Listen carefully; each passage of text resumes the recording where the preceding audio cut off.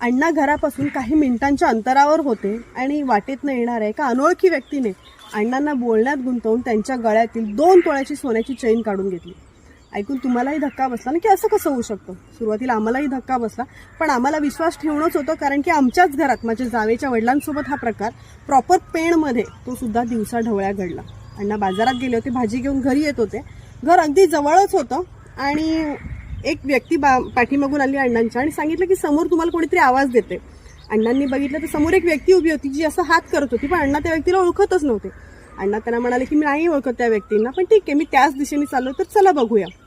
सोबत जी व्यक्ती अण्णांच्या चालत होती तिने अण्णांना बोलण्यात गुंतवलं आणि अण्णांच्या गळ्यातील ती सोन्याची चैन आणि अण्णांचा रुमाल घेऊन 2 मिनिटात ते तिथून पसार झाले. घरात गेल्यानंतर काही मिनिटांनंतर हा सगळा प्रकार अण्णांच्या लक्षात आला. तोपर्यंत खूप उशीर झाला होता. त्या व्यक्ती तिथून निघून गेल्या होत्या.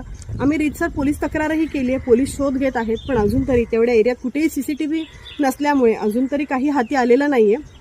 सांगायचं तात्पर्य एवढंच आहे की पेणसारख्या शहरामध्ये दिवसाढवळ्या अशा घटना घडत आहेत. त्यामुळे कुठेही होऊ शकतं. तांदूळवाले असतील, फेरीवाले असतील, अशा खूप लोक सध्या सगळीकडे पसरले की जे हिप्नोटाईज करून आपल्या गळ्यातलं सोनं काढून घेतात. सोन्याची आवड प्रत्येकाला असते, स्त्रीला असते, पुरुषांना असते.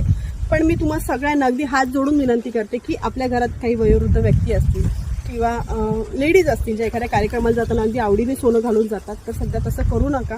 एखादा फंक्शन असेल की जिथे आपल्या आजूबाजूला आपल्या फॅमिली मेंबर्स उपस्थित असतील अशाच ठिकाणी सोनं घाला, किंवा जर जायचं असेल तर ते पर्समध्ये तरी ॲटलिस्ट घेऊन जा.